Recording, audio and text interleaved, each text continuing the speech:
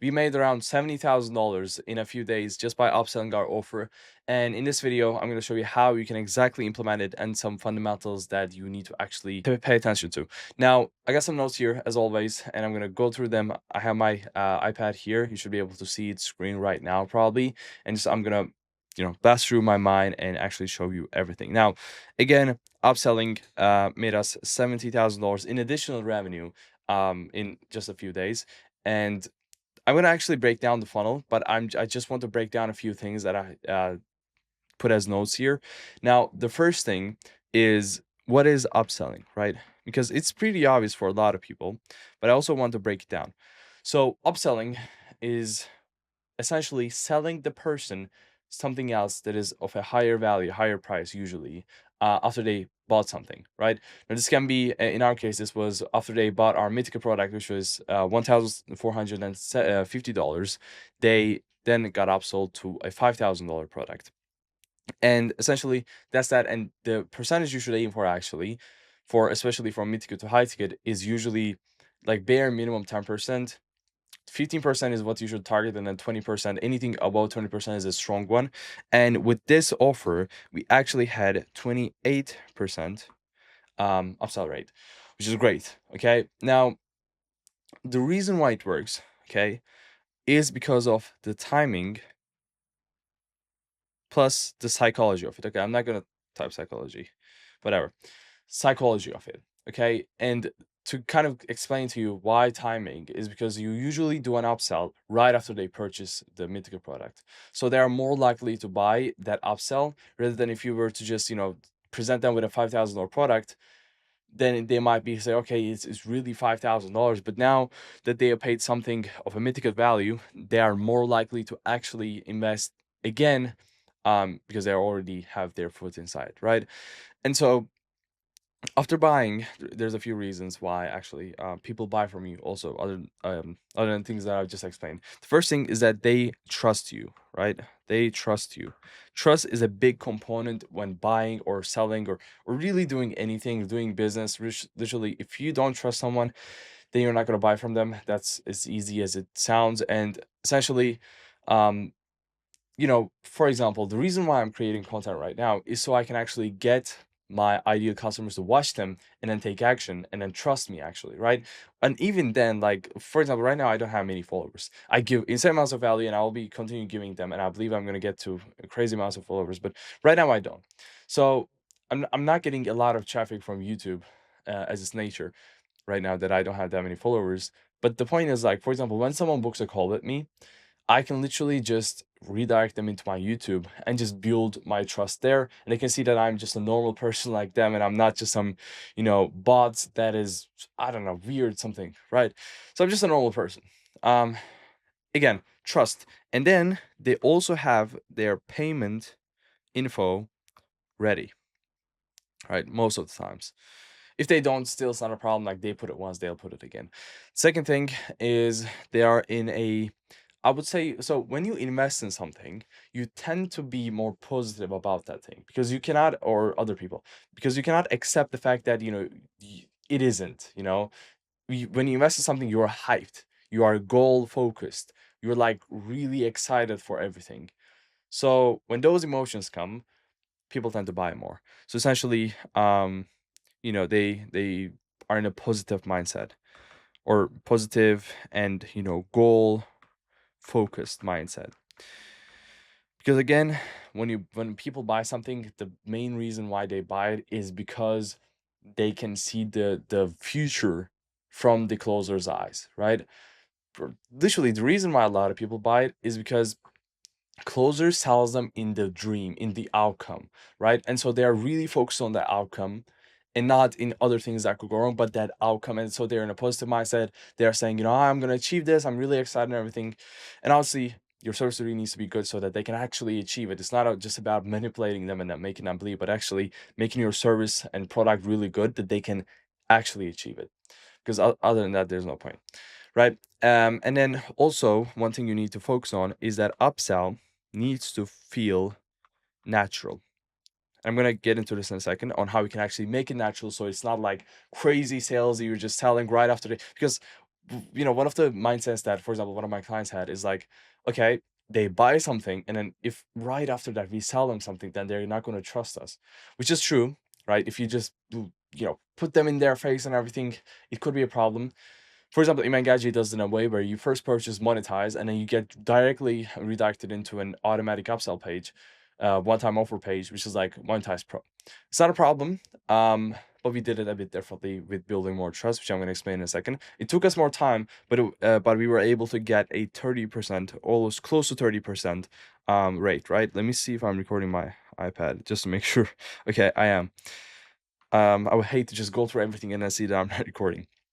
Okay, so essentially, after that, what happens is, let me see. Okay, I'll just walk you guys through the system now that we used, and I will get into a few more things that I've had in my notes. Now, what we did specifically, right? So we first of all had an event. So this already actually built a lot of trust and a lot of hype and a lot of excitement. An event is essentially kind of like a webinar, but a series of webinar, usually 3 days, and you essentially give them resources, give them free value in the events, and send them emails, SMS. You have a private group and all sorts of stuff. I already recorded a video on that on my channel like a month ago or so.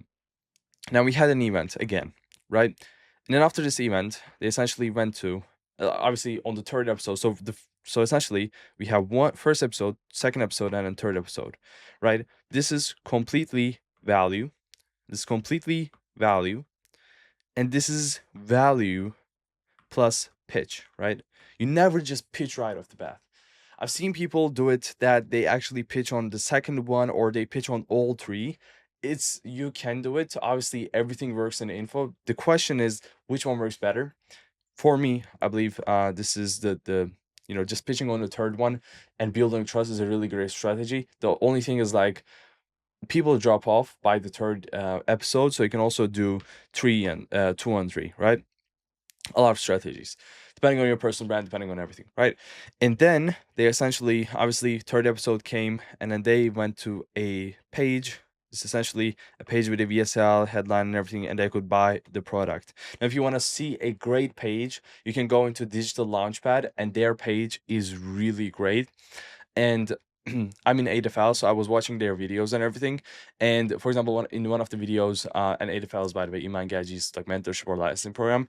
In one of the videos, they were essentially explaining like, um, they track everything in their website. So they do like a little change. So it can be like adding one text or adding one column where like it shows 30,000 members have joined and everything, just one text or one section, and it just increases conversion rate by 17%. So they literally track everything, which is the way to do it. So you can actually look at them and look at Digital Launchpad's website or funnel to essentially take some inspiration, right? And then after they came to this page, now here's what Iman does, right? So when they come to this page and they purchase the product, they go into a one-time offer page, which is essentially like Monetize Pro. I don't know how much it is exactly, but essentially they can purchase Monetize Pro, and that page is essentially again an upsell page with a VSL. What we did is after they came, and let me make this blue so you see what we did. They essentially got redirected into a page, right, to book an onboarding call. So whatever they could book an onboarding call here. And so what this does is, first of all, it makes them much more excited, right? So like, I'm gonna get into an onboarding call with that content creators team. I'm really excited. They actually care about me. I'm carried in this, and they're gonna create a roadmap for me and everything. They're gonna onboard me, and they're with me on every step, which is good. And then after they essentially book their onboarding call, they hop on the onboarding call, and again, this is like positioned as an onboarding call. Now, the onboarding onboarding call goes like this. So I would say, so there's 3 sections, right? The first, I'd say 10 to 15, maybe 20 minutes is really onboarding. So you onboard the person. You take their questions, you answer them, you kind of tell them the roadmap. Obviously, a closer is going to do this, right? You don't call him a closer, or you don't call him a sales manager or sales advisor, whatever it might be. You call him a growth advisor, because if you say sales, and just they're going to say, the fuck? Like, I just bought the program. Why am I hopping on a call with a salesperson? So you say a growth advisor or whatever you might want to call it, just not sales. And then essentially, as this guy is a closer, he wouldn't know too many things about your, like, how to do this, that, like business specific questions. But what he can do is walk them through the platform. So the platform that you guys are in, it might be WAP, Circle, whatever it might be, or Discord. Walk them through that and tell them, and you need to give this to the closer, like step by step, what he needs to do, because he cannot just come up with it on his own. It's like, for example, the closer might say, go through these modules first, and these modules explain these and everything. So it kind of give the closer a roadmap that the customer can follow, and tell the closer to explain it step by step. So watch these modules, take these actions, create your accounts and all sorts of stuff, and ask any question you have. This usually takes around 10 to 20 minutes on average. And then you have the middle part, which is essentially this is some mixation between Q&A, right? Q&A, but the main part here is the pitch. But the pitch here is really important. The reason I couldn't write pitch, bro, what is happening to me? Wait.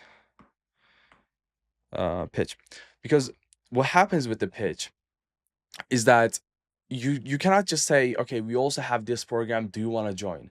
It would be really salesy, it wouldn't be good. So what you need to do is say, and make it seem like it's a really, really exclusive and a private club that they cannot join otherwise, but just because the closer thought they were really good, and they were a special person, they have the chance to join. So an example of this might be, hey John, look, we normally do not offer this to anyone, but from what you explained to me, and again, what you explained to me comes from asking questions. So you need to ask questions and get questions, and essentially kind of find their pain points and all sorts of stuff. So after that, you say, okay, John, based on what you told me, I believe you're gonna crush inside the program, and we normally do not offer this to anybody. But from what you told me, you want to reach $20,000 a month with youth automation, and you're really, really hyped up, and you also failed two businesses before, and from your eyes, I can see that you are serious this time, and you are actually willing to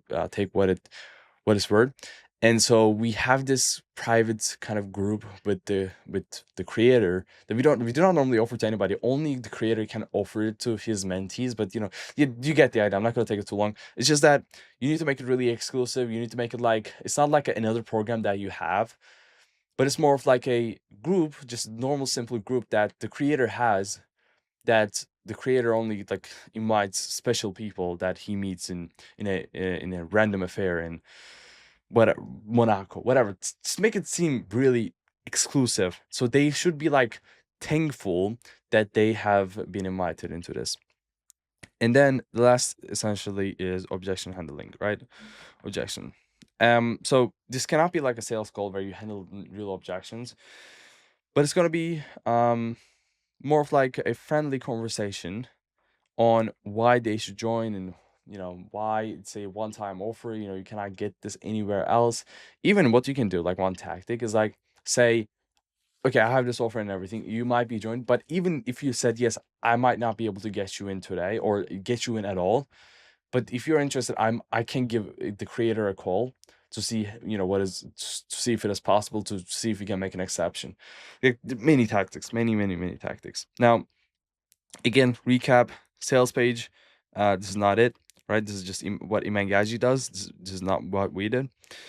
So sales page, and then thank you page, book an onboarding call, and essentially they get into a onboarding sales call.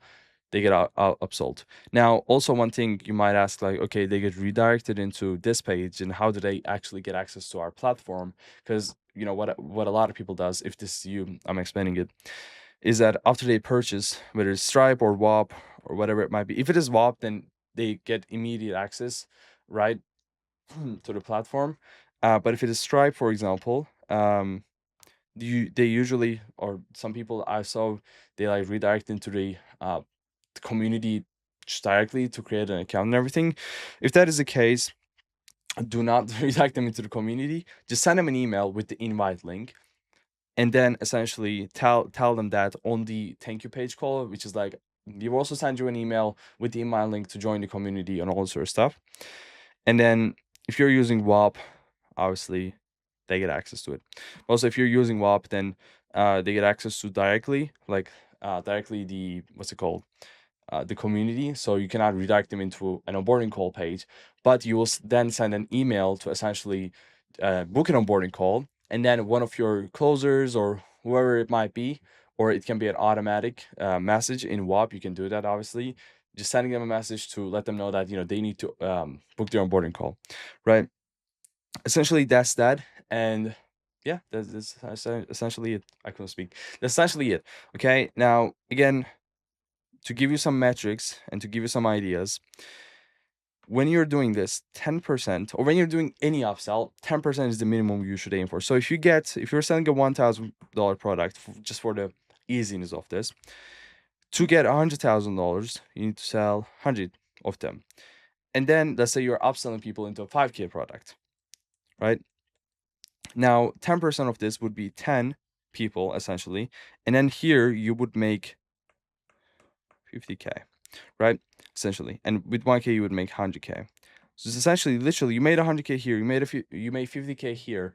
This is literally 50, or actually 30% of your revenue, because you made $150,000 in total. 30% of your revenue came from the upsells, which is really great, right? But you should aim for at least 15%, I would say. 15%. Then you would make more money. But anything more than 20% and more is strong, right? So thank you for watching the video. Let me know if you have any questions. You can text me on Instagram at any time, and talk soon.